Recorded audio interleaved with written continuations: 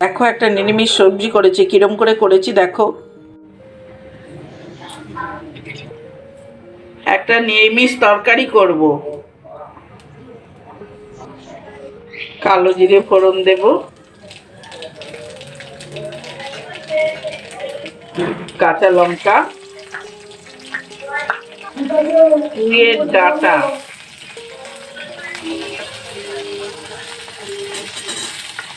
কি বলতো, কাঁঠাল বিচি,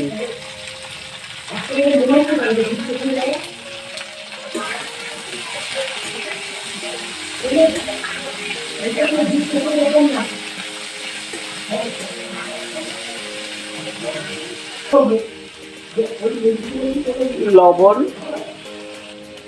হলুদ, একটু কচু দিয়ে দিচ্ছি,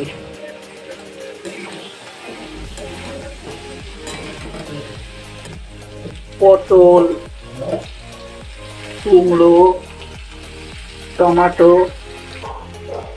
তরকারিটা মোটামুটি সেদ্ধ হয়ে গেছে, এবারে একটু সর্ষে পোস্ত বাটা দিয়ে দিলাম। তাহলে দেখলে আমার নিরামিষ চচ্চড়ি কিরম হয়েছে তোমরা বলো।